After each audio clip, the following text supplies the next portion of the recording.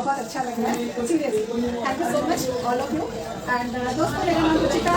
Almost सारे लोग मुझे जानते हैं, कुछ लोग पहली बार भी मिल रहे हैं, मेरठ की टीम के हैं, क्योंकि मेरठ पिछले काफ़ी टाइम से आना जाना नहीं हुआ।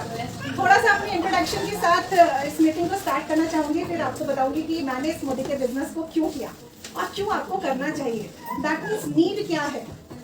तो रुचिका नाम है, गाजियाबाद से आई हूँ और पिछले 4.5 साल से इस बिजनेस को रन कर रही हूँ। जब इस बिजनेस को शुरू किया था उससे पहले नहीं पता था कि ये बिजनेस क्या है और कितना बड़ा है और कितना बड़ा हो सकता है, पता ही नहीं था। बस बिजनेस किया है। मैं ये नहीं कहूँगी कि मैंने सेल्फ यूजर की तरह ज्वाइन किया, डेफिनेटली पैसा कमाने के लिए ही इस बिजनेस को ज्वाइन किया था, लेकिन इसकी ग्रेटनेस उस टाइम नहीं पता थी। इससे पहले क्या करती थी, इससे पहले बाय क्वालिफिकेशन की बात करूँ तो MCA हूँ, पढ़ी लिखी, कहते हैं ना पढ़े लिखे को भी घर में बिठा दे तो गवार बन जाते हैं। शादी हुई, हाउसवाइफ बन गई। हाउसवाइफ बनने के बाद लगा कि जिंदगी में, शुरुआत में तो बहुत अच्छा लगा, लेकिन धीरे धीरे लगने लगा कि जिंदगी में पढ़ाई लिखाई, पेरेंट्स ने इतनी मेहनत हमारे साथ करी, हमने खुद के साथ इतनी मेहनत करी और वो सब वेस्ट होने जा रहा है। तो थोड़ा टाइम तो निकाला, ठीक था, लेकिन फिर कुछ ढूंढने लगी। ढूंढते ढूंढते ना बहुत कुछ करने की कोशिश भी करी। उसमें से आज आपको मैं पहली बार बताती हूँ मैंने क्या क्या किया। बिकॉज ऑफ MCA थी, मैं कंप्यूटर्स की क्लासेस देती थी और शहर में अच्छी खासी पॉपुलर हुआ करती थी कि हाँ भाई C++ जावा पढ़ाने वाली एक बहुत अच्छी टीचर हमें मिल गई है। कंप्यूटर्स की क्लासेस ली, फिर उसके बाद में दूसरी बेटी जिंदगी में आई, छूट गया। उसके बाद में कुछ ज्वेलरी का बिजनेस किया, जो आर्टिफिशियल ज्वेलरी में होता है ना, उससे हम लोग सेलिंग करते हैं, उस तरह का काम किया। जचा नहीं समझ नहीं आया, मुझे लगा मेरे टाइप का बिजनेस नहीं है, छोड़ो इसको भी। इसी तरीके से फिर मैंने एक और नेटवर्क मार्केटिंग, किसी ने बताया नेटवर्क मार्केटिंग में बहुत पैसा है, मैंने वो भी स्टार्ट किया और उसमें मुझे लगा नहीं यार, इसमें तो जिंदगी भर मैं हर रोज गड्ढा खोदूंगी और हर रोज पानी पीऊंगी, तो यानी कि वहाँ पे बिजनेस एवरी मंथ 0 हो जाया करता था, तो वो मुझे वापस समझ नहीं आया। तो थोड़े टाइम करने के बाद ना ये समझ में आ गया था कि नेटवर्किंग में पैसा तो बहुत है, नेटवर्क इंडस्ट्री बहुत बड़ा बिजनेस कर सकती है, अगर हम चाहें तो हम उसके अंदर बहुत ग्रो हो सकते हैं, लेकिन सही कंपनी कौन सी है। तो वहां पर ढूंढते ढूंढते मेरी जिंदगी में आया मोदी केयर, पल्लवी जी के थ्रू, त्रिपत मैम के थ्रू और सुरेखा भार्गव मैम के थ्रू, जो हम सबकी गुरु माँ है।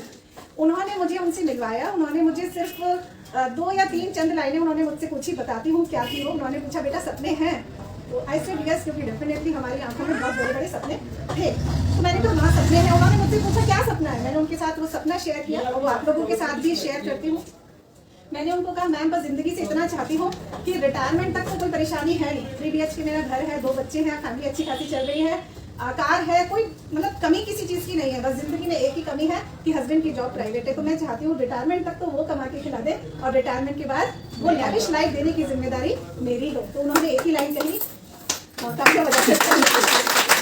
क्योंकि आप मेरे सपने से बहुत सारी हाउसवाइफ हैं जो रिलेट कर सकती हैं। क्यों? क्योंकि हम सब में से 80% लोगों की हस्बैंड्स की जॉब क्या है, प्राइवेट। और प्राइवेट जॉब का होना अपने आप में एक कहना चाहिए ना श्राप है।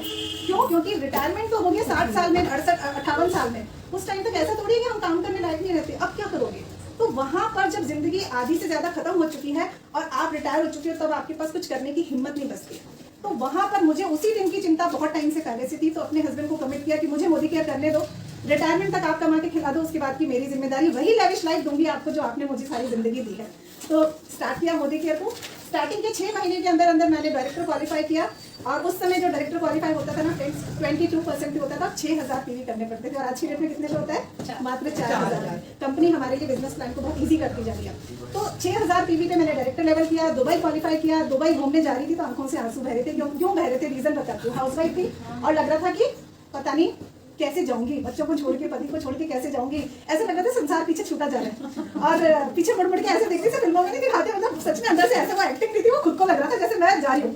और वहाँ पहुँच गई। उसके बाद जो रुचिका लौट कर आई ना, इट वॉज टोटली डिफरेंट। वो जो रुचिका गई थी एयरपोर्ट पे और जो लौट कर आई वो रुचिका वो थी ही नहीं, बिल्कुल चेंज हो चुकी थी। यहाँ पे बहुत कुछ जा चुका था और जो सपने थे ना वो ऐसा लग रहा था वो वर्चुअल नहीं है, वो एक्चुअल होने वाले हैं। काम करना शुरू किया। सेकेंड ट्रिप क्वालिफाई किया थाईलैंड का, 3rd ट्रिप क्वालिफाई किया मलेशिया का, और साथ ही साथ पिछले साल Honda WRV top model 10.5 lakh का बाहर खड़ा है ब्लैक कलर का, मुझे कंपनी से। ये ताकत है इस बिजनेस की। अब बात आती है कि अचीवमेंट्स तो बहुत है, हाउस फंड मिलता है, 1 लाख रुपए महीने की इनकम पर हो, सब कुछ सही है, लेकिन आप लोग इस बिजनेस को क्यों करें। जो विजन मेरा क्लियर था या हुआ या मैंने पिछले 4 साल में जो सीखा, आज आपको कोशिश करूंगी कि 10 मिनट में समझा पाऊँ, लेकिन ये 10 मिनट ना मिस नहीं करना है। अपने दिमाग के दरवाजे खोल के रखिएगा, कोई भी नेगेटिविटी है, फिलहाल है, मान लिया है, नहीं समझ में आया, बिजनेस नहीं कर पाए, कोई बात नहीं, अगले 10 मिनट उन XYZ को आपको क्या करना है, साइड में रख देना है, बाद में लिया ना वापस, कोई प्रॉब्लम नहीं। लेकिन अपने आप को इन 10 मिनट में मुझे समर्पित कर दो। फोटोग्राफ्स या वीडियोस बना रहे हो एक अलग बात है, अदरवाइज प्लीज अपने फोन्स की जो बेल है उनको ऑफ कर दीजिए, फोन यूज नहीं करें, कोशिश करिए। तो यहाँ पर अब अगले 10 मिनट ना आपकी लाइफ चेंजिंग हो सकते हैं। क्यों? क्योंकि हमें वो चीज समझ में आने वाली है कि इस बिजनेस को करना ही क्यों है। अगर आपको दो चीजें होती है देखो जिंदगी में, आज मैं आपको सिर्फ और सिर्फ ट्रेनिंग देने आई हूँ, सिर्फ मिलने नहीं आई हूँ। अब मिलेंगे हम हर महीना, हर महीने बहुत कुछ सीखेंगे, लेकिन जिंदगी में दो चीज बहुत जरूरी है। पहला वाई, वाई मतलब क्यों करना है, और दूसरा हाउ के लिए रास्ते हम ढूंढ लेते हैं। अगर मुझे कुछ किचन में खाना है, बच्चों को कितनी बार आप लोगों के साथ होता है, आपको छुपा के रखते हो, बच्चे ढूंढ लेते हैं ना। मेरे घर में तो कुछ नहीं बचता, कहीं चॉकलेट छुपा के रख दो यार, कहीं चॉकलेट नहीं बचती। तो सबके बच्चों का एक ही हाल है, दैट मींस बच्चों को पता है कैसे ढूंढना है, लेकिन अगर आप उनसे बोलो बेटा उस ड्रॉर में वो चार्जर रखा लेके आना, मम्मी कह नहीं रहा है, ऐसा क्यों होता है? क्योंकि यहाँ पर इच्छा नहीं है। तो हाउ तो आप कर ही लोगे, मुझे हाउ पे डाउट नहीं है, ना ही मुझे हाउ सिखाना है आपको, मुझे आपको क्या सिखाना है, वाई। अगर आपका वाई क्लियर हो गया कि इस बिजनेस को करना ही क्यों है, मैं क्यों आऊं इस बिजनेस में, और अगर अगले 10 मिनट में आपने क्लियर कर लिया, तो आपके लिए इस बिजनेस को करना आसान नहीं, बहुत आसान हो जाएगा। क्यों? क्योंकि हमारा वाई क्लियर हो जाने के साथ साथ ही हमारी 90% प्रॉब्लम सॉल्व हो जाती है। मैं ये नहीं कहूँगी 50% हो जाती है, 10% के रास्ते तो आप अपने आप ही निकाल लोगे। अब बात आती है क्यों करना है इस बिजनेस को। मैं इस बिजनेस को क्यों करती हूँ? सबसे पहला और आखिरी रीजन है इसका करने का मेरा, मैंने इसमें ये नहीं देखा सामान सस्ता है, सामान महंगा है, क्या मिलता है क्या नहीं मिलता है, इसमें आटा दाल चावल चीनी नहीं है तो क्यों नहीं है, जिस दिन आटा दाल चावल चीनी आएंगे उस दिन करूंगी। नो, मेरा करने का पहला और आखिरी रीजन था पैसिव इनकम। अब कितने लोगों को ये बताइए पैसिव इनकम के बारे में पता है क्या होती है? पैसिव इनकम क्या होती है, कितने लोगों को पता है? हैंड रेज कर सकते हैं। पता है? बहुत कम लोगों को पता है। जितने लोगों को नहीं पता है उनके लिए बताती हूँ। पैसिव इनकम का मतलब होता है ऐसे बैठो, पैर ऐसे ऊपर करो, ये करो और सो, और पीछे से क्या रहे हैं, अकाउंट में पैसे। ऐसी इनकम कितने लोगों को चाहिए? मैंने जो करके दिखाया है ना अभी, it is the passive income का डेमो। यही पैसिव इनकम होती है, और ये इनकम मुझे नहीं लगता हम में से जितने लोग हॉल में बैठे हैं उनमें से ऐसा कोई कहेगा कि मुझे नहीं चाहिए, क्योंकि काम करके पैसा दुनिया कमाती है यार, बिना काम करे पैसा आए उसको कहते हैं पैसिव इनकम। ठीक है, अभी मैंने क्या बताया आपको, साधारण सी भाषा में बताया पैसिव इनकम क्या होती है। अब बात आती है इसके रास्ते कौन कौन से हैं। इसके रास्ते होते हैं, गाना कौन अच्छा बात गाते हैं? आप में से कितने लोग बहुत अच्छे सिंगर हैं? बाथरूम सिंगर्स की बात नहीं करती सब नहीं है ना। देखो इतने सारे सिंगर्स, बहुत अच्छा सिंगर होना और उनके गाए हुए गानों की सीडी रिकॉर्ड होना और उसके रॉयल्टी इनकम मिलना कितने लोगों का बस की काम है? नहीं ना। हम कितने लोग हैं जो हम कुछ भी ऐसा वाला काम कर सकते हैं, कुछ एक्टिंग कर सकते हैं, कुछ गायकी कर सकते हैं, कुछ ऐसा काम जो रॉयल्टी इनकम हमारी पुष्टे खाएं उस इनकम को, जैसे किशोर दा, जैसे लता मंगेशकर, ये सब कौन है? ये वो लोग हैं जो पैसिव इनकम रन करते हैं। एक और एग्जांपल देती हूँ पैसिव इनकम को, एक राइटर। कितने लोग अच्छे राइटर, वर्षा जी बहुत अच्छी राइटर, हमने कितनी सारी इनकी अभी मेरे ऊपर इन्होंने कितना सारा कुछ बोल दिया। तो ये खुद से लिखती है, ऐसा नहीं है कि इनसे टीम के लाई है, ये खुद से लिखती है। लेकिन ऐसे कितने लोग हैं जिनको ये वाला टैलेंट है? नहीं है। अब क्या होता है, जब हमारे पास इस तरह के टैलेंट नहीं होते हैं तो इसका मतलब हम रॉयल्टी इनकम नहीं कमा सकते। एक और एग्जांपल है शेयर मार्केट। शेयर मार्केट में बहुत सारे लोग पैसा लगाते हैं, कमाते भी हैं, लेकिन उसके लिए बहुत नॉलेज चाहिए और प्लस यहाँ जिगर चाहिए पैसा लगाने का, क्योंकि जितना आप पैसा लगाते हो उतना बड़ा रिस्क उठाते हो। चौथा एक और काम है जो और मेरे दिमाग में अभी आया है, ये रियल एस्टेट। रियल एस्टेट में प्रॉपर्टी में पैसा लगाइए, यहाँ प्रॉपर्टी खरीदिए, वहाँ प्रॉपर्टी खरीदिए, उनको रेंट पे उठा दीजिए, जिंदगी भर रेंटल इनकम कमाइए। आपको कुछ करने की जरूरत नहीं, बिल्कुल ऐसे जो मैंने डेमो दिखाया पैसे इनकम का, वही आप इनकम कमाएंगे। लेकिन कितने लोगों के पास 40-50 लाख 1 करोड़ है जो आप पैसिव इनकम कमा सकते हो? नहीं है ना। मेरे पास भी नहीं था। मेरे पास क्या ऑप्शन था? कोई भी ऑप्शन नहीं था। ना मैं अच्छी राइटर थी, ना मैं एक अच्छी सिंगर थी, ना मेरे पास शेयर मार्केट में लगाने के लिए मेरे हस्बैंड को मुझ पर भरोसा है। मैं कर भी लेती, मैंने ट्राई नहीं किया, मैं ये नहीं कहती मैं नहीं कर सकती, और उनको मेरे पास रिस्क लेने वाली मेरी कैपेसिटी नहीं थी। चौथा रियल एस्टेट में लगाने के लिए मेरे पास पैसे नहीं थे। मेरे पास एक 3 BHK घर था, उसमें मैं खुश थी, लेकिन मेरे सपने बहुत बड़े थे और मैं कुछ करना चाहती थी, इसलिए मुझे कुछ ऐसा ढूंढना था जो हर आदमी कर सके। राइट, हर आदमी कर सके। वो बिजनेस मुझे लगा नेटवर्किंग। नेटवर्किंग वो बिजनेस है दोस्तों जो हर इंसान कर सकता है, हर स्टूडेंट कर सकता है, हाउसवाइफ कर सकती है, बिजनेस प्रोफेशनल कर सकता है, डॉक्टर कर सकता है, इंजीनियर कर सकता है, लॉयर कर सकता है, कोई भी कर सकता है, एक टीचर कर सकता है, कोई भी किसी भी प्रोफेशन का आदमी नेटवर्किंग कर सकता है। इसी वाले बात को मैं आप लोगों को समझाऊंगी एक एग्जाम्पल के थ्रू। कितने लोगों ने टीचिंग जॉब किया है या पहले कभी टीचर्स रहे हैं, आज की डेट में करा हुआ, बहुत सारे टीचर, जोरदार तालियां हमारे सारे टीचर्स के लिए। देखिए एग्जाम्पल ले लूँ टीचिंग का, इसका मतलब ये नहीं है कि उसे आप अपने ऊपर लें या कोई और। मैं एक छोटा सा एग्जाम्पल लिया है टीचर के बेस पर कि ये टीचर एक बड़ी इनकम को इस बिजनेस से कैसे कमा सकता है। यानी मैं एग्जाम्पल लेना, नेटवर्किंग की बात नहीं कर रही हूँ, एक सिंपल एक आदमी की बात कर रही हूँ, चाहे वो किसी भी प्रोफेशन में है। मैंने एग्जाम्पल लिया है टीचर। एक टीचर है राम कुमार जी, ठीक है, उनका नाम क्या है? राम कुमार जी। वो राम कुमार जी टीचिंग प्रोफेशन से उन्हें पढ़ाने का बहुत शौक है बच्चों को, लेकिन साथ में क्या क्या है, उनके बहुत बड़े बड़े सपने हैं। इस स्टोरी के माध्यम से समझोगे तो पैसिव इनकम बहुत जल्दी और अच्छे से समझ में आएगी आप लोगों को। तो अब उनका शौक ही पढ़ाने का। वो कितने घंटे पढ़ाते हैं रोज? रोज के उन्होंने 10 घंटे पढ़ाते हैं, 100 रुपए रोज, ठीक है, 10 घंटे। तो नॉर्मली एक टीचर 8 घंटे पढ़ाता है, लेकिन वो 10 घंटे पढ़ाते हैं क्योंकि उन्हें पढ़ाने का बहुत शौक है। अब क्या है, वो 10 घंटे पढ़ाते हैं, साथ में 100 रुपए घंटा लेते हैं। तो मैं छोटी सी कैलकुलेशन भी साथ में दे देती हूँ। 10 घंटे पढ़ाए, 100 रुपए पर आवर लिया, तो रोज का कितना कमाया उन्होंने? 1000 रुपीज पर डे, ठीक है। 10 घंटे पढ़ाया, 100 रुपए घंटा लिया, तो एक दिन में कितना कमाया? इसको आपने 20 से मल्टीप्लाई कर दो तो महीने की इनकम आ गई इनकी 30,000। ये ऐसे रफली एग्जाम्पल समझाने के लिए लिया है, ठीक है। 30,000 पर मंथ इन्होंने कमाया। अब पर मंथ इन्होंने कमाया, तो अगर इसको मैं 12 से मल्टीप्लाई कर दूं तो कितना हुआ? 3,60,000। ये हुआ ना? मैं कुछ गलत तो नहीं कर रही हूँ कैलकुलेशन? नहीं, सही, ठीक है। अब यहाँ से इन्होंने काम कर, इनकी जो पूरे साल की है, यानी आप ऐसे समझ लो इस 30,000 में से 20,000 इनके एक्सपेंसेस हैं। इस 20,000 में से उन्होंने कमाया कितना? 3,60,000 पूरे साल का, लेकिन इसमें से हर महीने खर्च भी तो हो रहा है भाई। 20,000 रुपए हर महीने घर का खर्चा हो गया, तो कितना बचाया इन्होंने? 10,000। इस 10,000 अगर मैं सेविंग की बात करूं तो 10,000 रुपए साल इन्होंने महीना बचाया, और इसको इन्होंने साल में कितना बचाएंगे? 1,20,000 इनकी सेविंग हो गई। कितनी की?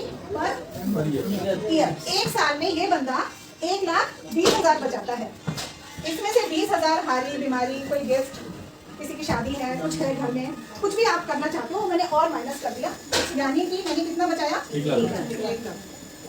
1 लाख पर ईयर मेरी सेविंग। इन राम कुमार जी की 1 लाख रुपए साल की सेविंग हो गई। अब इनका सपना क्या है? एक 3 BHK फ्लैट खरीदना है, ठीक है। ये बिल्डर के पास जाते हैं और उससे पूछते हैं कि मुझे एक फ्लैट खरीदना है, बताइए आप कितने में देंगे? तो उन्होंने बोला जी 40 लाख का फ्लैट की कीमत है। इतना तो मान के चलते हैं, कम से कम में 40 लाख रुपए उस फ्लैट की कीमत होगी। अब क्या होगा? 40 लाख सुनते ही ना इनका मूड खराब हो जाता है, और इनको कैसा लगता है? कभी नहीं आ सकता। जो बंदा 1 लाख रुपए साल बचाता हो, तो वो 40 लाख कितने साल में इकट्ठा करेगा? 40 साल में। तो यहाँ वो जाने लगते हैं मायूस मन से। बिल्डर कहता है रुकिए सर, आपको 40 लाख एक साथ नहीं देना है, आपको अभी सिर्फ कितना देना है? 20% देना है, ठीक है। 20% कितना हुआ 40 लाख का? मैं आपसे सवाल, इसलिए मुझे तो पता है कितना हुआ, आपको मैं, आप मुझसे रिलेट करना है इसलिए पूछ रही हूँ। 40 लाख का 20% बिल्डर ने एडवांस मांगा, कितना हुआ? 8 लाख, ठीक है। यानी कि 8 लाख सुनते ही उनकी जान में जा रही, हाँ 8 लाख तो दे सकता हूँ, ठीक है। अब वो जुट गए मेहनत करने में और 8 लाख इकट्ठा करने में। 8 लाख को कितने साल में इकट्ठा कर पाएंगे? 8 साल में। 8 साल बाद वो 8 लाख रुपए लेकर के पहुंचे बिल्डर के पास। बिल्डर ने क्या कहा? 60 लाख का हो गया सर, 60 लाख का हो गया फ्लैट। अब 60 लाख का कितना चाहिए? 12 लाख। अब राम कुमार जी का सपना पूरा हुआ? नहीं हुआ। कभी होगा? नहीं होगा। एक मैंने एक आम आदमी की स्टोरी बताई आपको कि जब हम मंथली इनकम पे डिपेंड होते हैं और एक लिमिटेड इनकम होती है, तो हमें कहाँ प्रॉब्लम आती है? हमें प्रॉब्लम आती है यहाँ, सेविंग्स पे घर चलाना पड़ता है और हम उसमें बड़े सपने पूरे नहीं कर सकते। अब इस समय 8 लाख रुपए के साथ में राम कुमार जी के पास सिर्फ एक ही ऑप्शन है कि 3 BHK से अपने सपने को छोटा कर ले और वो 2 BHK में आ जाए, ठीक है। तो मैं अब आपको छोटी सी फोटो बना के दिखा रही हूँ। हमारी है तो है इनकम, एक हमारी जो हुई आई लिख रही हूँ मैं यहाँ पर, आई मतलब इनकम, और हमारी ये है सपने बड़े से बड़ा सपना, इनकम छोटी। अब क्या किया राम कुमार जी के साथ? यही तो था, 3 BHK तो फ्लैट चाहिए था उन्हें, और इनकम कितनी थी? छोटी थी। अब क्या हुआ? लोचा हो गया है। तो अब इनको क्या करना पड़ेगा? इस ड्रीम को छोटा करना पड़ेगा और अपनी इनकम में फिट करने की कोशिश करनी पड़ेगी। That means we all are compromising our dreams. बात राम कुमार जी की नहीं है, आप अपने अंदर झांक के देखो, आप कहीं ना कहीं कुछ ना कुछ कॉम्प्रोमाइज कर रहे हो। अगर 10,000 की साड़ी पसंद आती है तो 6,000 की खरीद के ला रहे हो। अगर एक डायमंड का नेकलेस पसंद आता है तो अमेरिकन डायमंड खरीद रहे हो, जर्किन खरीद रहे हो, डायमंड नहीं खरीद रहे हो। क्यों? क्योंकि हमारा ड्रीम सर्कल बड़ा है, इनकम सर्कल छोटा है। यहाँ घुसाओ इस बात को कि मेरा इनकम सर्कल छोटा है। अब क्या करना है? राम कुमार जी ने दिमाग लगाया। यहाँ आता है ट्विस्ट, यहाँ पर आती है कहानी की मोड़ आता है।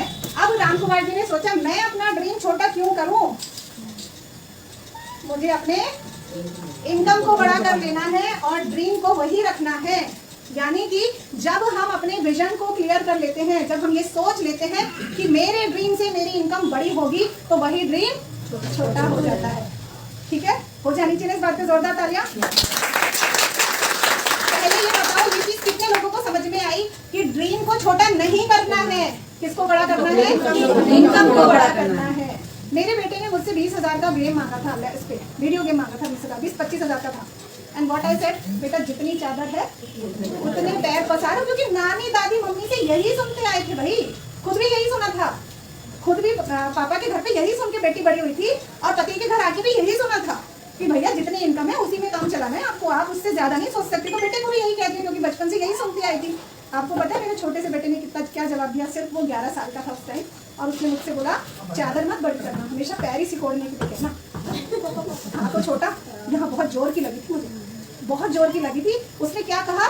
चादर बड़ी करने की मत सोचना, मुझसे पैर ही सिकोड़ने के लिए कहना। उस दिन मैंने डिसाइड किया कि मुझे अपने इनकम सर्कल को बड़ा करना है। लग गई मोदी केयर में। तो ये रीजन था मेरे मोदी केयर बिजनेस में आने का। अब आते हैं राम कुमार जी का। ठीक है, आप अपने आप से अपने आप को रिलेट कर सकते हो। अब क्या किया राम कुमार जी ने? क्या किया? देखा, दिमाग लगाया राम कुमार जी ने। उन्होंने एक छोटा सा कोचिंग इंस्टीट्यूट खोला। ठीक है, छोटी सी जगह ली और उसमें 6 टीचर्स को अपॉइंट किया। कैसा आइडिया है? और उनसे क्या डील करा?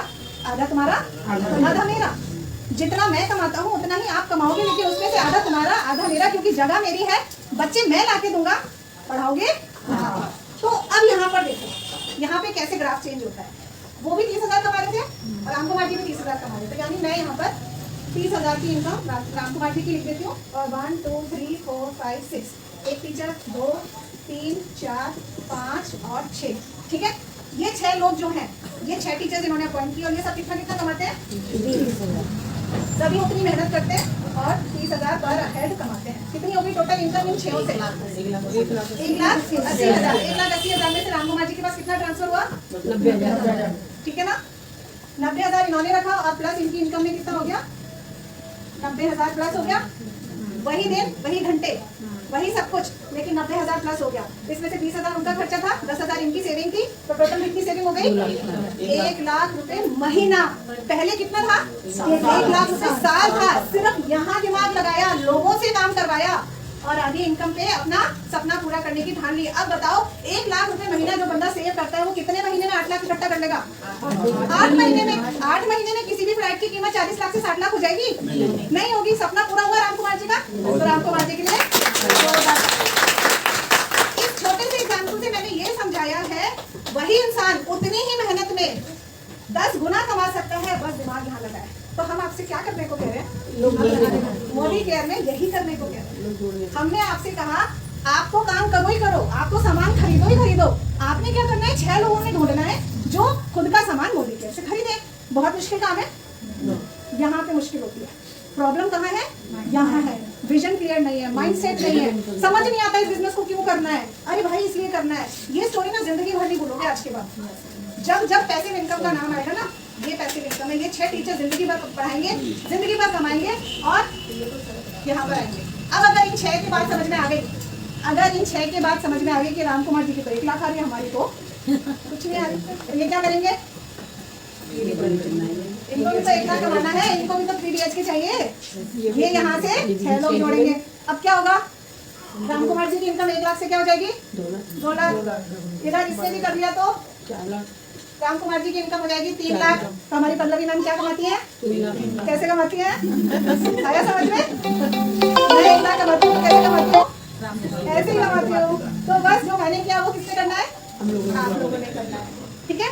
एक छोटी ये तो बात थी कि ये बिजनेस क्यों करना है, पैसिव इनकम के लिए करना है। सामान महंगा सस्ता कैसा है, कहाँ मिलेगा, कितनी दूर जाना पड़ेगा, मैं लोगों को कैसे जोड़ूंगी, कैसे की बात मैं आज नहीं करने आई। कैसे के लिए मैं अगले महीने फिर आऊंगी, फिर मिलूंगी, फिर समझाऊंगी। प्रॉब्लम कहाँ है, क्यों करना। कितने लोगों का आज क्लियर हो गया कि क्यों करना। अगर जिंदगी में चाहते हो एक बड़ा सपना पूरा करना, अगर जिंदगी में चाहते हो कि कुछ बड़ा कर पाऊँ अपनी फैमिली के लिए, अपने हस्बैंड के लिए, अपने सास ससुर के लिए, अपने माँ बाप के लिए, एक नाम रोशन कर पाऊँ, तो दोस्तों पैसिव इनकम के अलावा कोई रास्ता नहीं है। और पैसिव इनकम के लिए वापस अपनी पुरानी स्टोरी पे आ रही हूँ। जो रास्ते बताए क्या वो कर सकते हो, और अगर नहीं कर सकते हो तो network marketing is the best way. एक और छोटा सा एग्जाम्पल देती हूँ पैसिव इनकम का। ये तो था कैलकुलेशन वाला पार्ट, थोड़ा समझदारों को ही समझ में आता है। और अभी भी मैं गारंटी देती हूँ उन्हीं वही अगली बार नजर आएंगे जिनको ये समझ आया होगा। टेस्ट है आप लोगों का, ठीक है। अब थोड़ी सी गांव वाली लैंग्वेज में बात कर लेते हैं, जो कहना चाहिए सिंपल सी भाषा में कह लेते हैं। एक और एग्जांपल देती हूँ। कितने लोगों ने गेहूं की खेती देखी है? सबने देखी है। हाथ इतने कम क्यों ऊंचे हुए हैं? सबने देखी ना, गेहूं होता हुआ देखा है ना। और आम के बाद कितने लोगों ने देखे हैं? सबने देखे हैं। कोई मुझे फर्क बता सकता है दोनों में क्या फर्क होता है? दोनों को ही किसान उगाता है, लेकिन फर्क बहुत बड़ा फर्क है। समझाने की भी जरूरत नहीं है। जब आप गेहूं की खेती करते हो तो सीजनल होती है, एक साल में एक बार होती है। और जब किसान उस खेती को काट लेता है, हार्वेस्टिंग कर लेता है, तो उसको क्या करना पड़ता है? अगले साल वापस से नए बीज रोपने होते हैं, नए पौधे उगाने होते हैं, नई कटाई करनी होती है और नई सेल करनी होती है। Right, agreed. ये पैसिव इनकम है? नहीं है, ये पैसिव इनकम बिल्कुल नहीं है। लेकिन इधर की साइड दूसरा आदमी है, मैं क्या किया? आम का बाग लगाया। जमीन तो वही थी ना भाई, जमीन आपके लिए भी वही है, मेरे लिए भी वही है, लेकिन मैं क्या कर रही हूँ? मैं आम का बाग लगा रही हूँ। आम के बाग में पहले साल कितनी भी मेहनत करोगे आम नहीं लगेगा। और यही बात उस किसान को, दूसरे वाले को नहीं समझ में आ रही है। आप बात समझने की कोशिश कीजिए। दो किसान है, ठीक है। सपोज नीना दीदी क्या कहती है? ये नीना दीदी एक टॉक शो करते हैं। नीना दीदी, आपको मैं समझा रही हूँ कि आप आम का बाग लगाइए, लेकिन आप गेहूं की खेती करना चाहती हैं, बताइए क्या रीजन है? अरे गेहूं की खेती करूंगी तो रोज उसमें हर साल बोऊंगी और हर साल उसको काटूंगी और बेचूंगी, तो मेरी हर साल सेल होगी। तो मैं आम का बाग क्यों लगाऊं? क्यों वेट करूं मैं 4-5 साल? यस, आप ये बोल रहे हो कि आप 4-5 साल क्या खाओगे, राइट? है ना, ये प्रॉब्लम है। हर साल बोऊंगी, कमाऊंगी हर साल। और मैं क्या कह रही हूँ? मैं सिर्फ 5 साल कम में काम चला लूंगी। मुझे पता है 5 साल मेरे पेड़ पे फल नहीं लगेगा। मैं 5 साल कुछ और काम कर लूंगी, लेकिन 5 साल इस आम के पेड़ का बड़ा होने का वेट करूंगी। अगर 5 साल मेहनत करके मेरा आम का बाग खड़ा हो गया, तो क्या मुझे हर साल पेड़ लगाने पड़ेंगे? नहीं लगाने पड़ेंगे। 5 साल बाद क्या होगा? वो हर पेड़ लद के फल देगा और जिंदगी भर देगा। आम का पेड़ कौन सा होता है कि 1 साल बाद काट के फेंक दिया जाए? सालों चलते हैं। That is passive income. अब समझ में आया पैसिव इनकम क्या होती है? गेहूं की खेती करने वाले किसान को इनकी तरह हर बार फसल काट के हर बार नया बीज रोपना होगा। आम का बाग लगाने वालों को जिंदगी में सिर्फ एक ही बार आम का बाग लगाना है, और अगर नहीं तो नए बीज डलते रहेंगे, नए पेड़ उगते रहेंगे, इनकम हमेशा बढ़ती रहेगी। तो कितने लोग आम का बाग लगाने को तैयार हैं? तो ये मोदी केयर आम का बाग है। Please understand it. ये आम का बाग है, ये गेहूं की खेती नहीं है। अब इन 2 एग्जाम्पल से ज्यादा मैं आपको समझा ही नहीं सकती कि पैसिव इनकम क्या होती है। नो डाउट टाइम मैंने ज्यादा लिया और आज मेरा ही दिन था, आप लोगों को यही समझाने आई थी।